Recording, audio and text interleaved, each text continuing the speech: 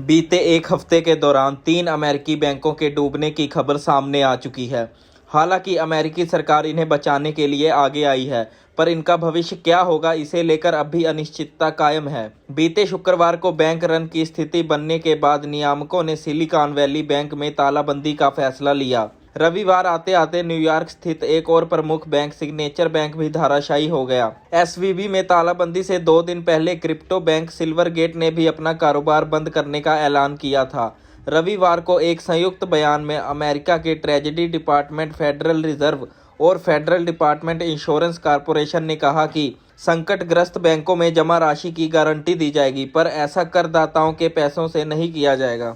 FDIC के अनुसार 2001 के बाद से अब तक 563 बैंकों का पतन हुआ है। अक्टूबर 2020 में कंसास स्थित अल्मेना स्टेट बैंक के धराशायी होने के बाद एसवीबी और सिग्नेचर बैंक का नाम भी इस लिस्ट में शामिल हो चुका है। एसवीबी और सिग्नेचर बैंक का पतन अमेरिका इतिहास का दूसरा और तीसरा सबसे बड़ा बैंक पतन रहा है। वर्ष 2008 की मंदी के दौरान वाशिंगटन म्यूचुअल के साथ हुआ हादसा दुनिया में अब तक का सबसे बड़ा बैंक पतन माना जाता है। अपने एक बयान में फेड ने कहा है कि अमेरिकी बैंकिंग सिस्टम अब भी लचीला बना हुआ है और इसका एक मजबूत आधार है। 2008 की आर्थिक मंदी के बाद उस स्थिति से भविष्य में बचाव के लिए जो कदम उठाए गए वे बैंकिंग सेक्टर के लिए बहुत ही उपयोगी साबित हुए हैं। हालांकि कुछ फैसलों से नुकसान भी हुआ है। वर्ष 2018 में डोनाल्ड ट्रंप के शासनकाल में कांग्रेस ने $250 बिलियन से कम की संपत्ति वाली क्षेत्रीय बैंकों को डॉड-फ्रैंक एक्ट से बाहर कर दिया था। एफडीआईसी के अनुसार एसवीबी के पतन के समय उसकी संपत्ति $209 बिलियन थी। सीनेट बैंकिंग कमेटी की अध्यक्ष एलिजाबेथ वारेन डी मास के अनुसार एसवीबी के पतन का एक कारण डॉड-फ्रैंक एक्ट को वापस लेना था। उन्होंने कहा कि इस फैसले से बैंक की निगरानी और पूंजीगत ज़रूरतें दोनों कम हो गई थी। अंततः यह बैंक के पतन का कारण बना। इसका सबसे सटीक जवाब है बैंक रन।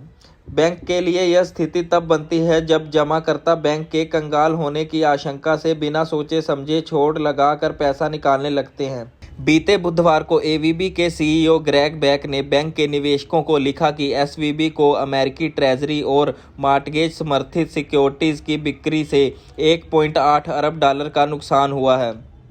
बेकर ने संकेत दिया था कि बैंक अपनी वित्तीय स्थिति सुधारने के लिए $2.25 अरब जुटाने की योजना बना रही है।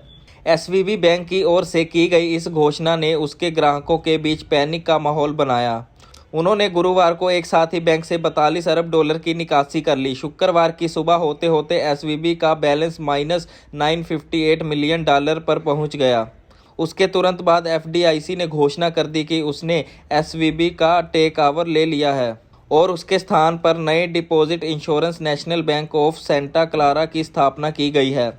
जमाकर्ताओं की बीमित राशि का भुगतान इसी माध्यम से किया जाएगा। उसके बाद रविवार को न्यूयॉर्क के राज नियामकों ने सिग्नेचर बैंक को भी बंद करने का फैसला लिया। यह बैंक मुख्य रूप से रियल एस्टेट और लॉ फर्म्स को अपनी सेवाएं उपलब्ध कराती थी। हाल के दिनों में उसने क्रिप्टो कारोबार में भी अपना हाथ जमाना शुरू किया था। सिग्नेचर बैंक में भी एवीबी जैसे बैंक रन के हालात बने। एफडीआईसी ने तुरंत इसका भी टेक ओवर किया और नए सिग्नेचर ब्रिंच बैंक एएनए की स्थापना की। सिग्नेचर बैंक भी बहुत हद तक सिलिकॉन वैली बैंक के पतन की खबर के बाद मची अफरा तफरी का शिकार हुआ और नियामकों के आखिरकार उसके बंदी की घोषणा कर दी। सिग्नेचर बैंक का पतन चुनौतियों को भी रेखांकित करता है जिसका छोटे और मध्यम आकार के बैंक सामना करते हैं। अक्सर ऐसे बैंक जेपी मॉर्गन चेस या बैंक ऑफ अमेरिका जैसे दिग्गज बैंकों की तुलना में ग्राहकों का सीमित आधार रखते हैं। यह स्थिति उन्हें बैंक रन जैसी स्थिति से निपटने में कमज़ोर बनाता है। जैसे ही सिलिकॉन वैली बैंक की परेशानियों के बारे में पिछले हफ्ते खबर फैलनी शुरू हुई, सिग्नेचर के व्यापारिक ग्राहकों ने बैंक को फ़ोन करना शुरू कर दिया और यह पूछने लगे कि क्या उनकी जमा राशि सुरक्षित है। कई लोग चिंतित थे कि उनकी जमा राशि जोखिम में हो सकती है, क्योंकि सिलिकॉन वैली के व्यापारिक ग्राहकों की तरह सिग्नेचर बैंक के भी अधिकांश के खातों में 2,50,000 से अधिक थे। एफडीआईसी केवल इतनी ही राशि की बीमा के तहत गारंटी देती थी। ऐसे में यहाँ भी बैंक रन जैसी स्थिति बन गई और लोग एक के बाद एक अपना पैसा निकालने लगे और बैंक की संपत्ति निम्नतम स्तर पर पहुँच गई। क्रिप्टो में निवेश के कारण सिग्नेचर बैंक की जमा राशि 2021 में 67% बढ़ी, लेकिन पिछले साल जैसे ही क्रिप्टो एक्सचेंज एफटीएक्स क्रैश होकर दिवालिया घोषित हो गया, इससे सिग्नेचर बैंक को बड़ा नुकसान हुआ। एक साल के दौरान कंपनी की जमा राशि में 17 अरब डॉलर यानी करीब 17% की गिरावट आई। बैंक ने उस समय बताया था कि गिरावट का बड़ा कारण उसका क्रिप्टो में योजनाबद्ध तरीकों से निवेश करना है। जनवरी महीने के आंकड़े जारी होने के तत्कालीन बाद सीईओ जोसेफ डे पाउलो ने कहा कि सिग्नेचर बैंक भौगोलिक रूप से अपना विस्तार करना चाहती है। हालांकि शेयर बाजार में बैंक का हाल कुछ और ही बयां करता दिखा।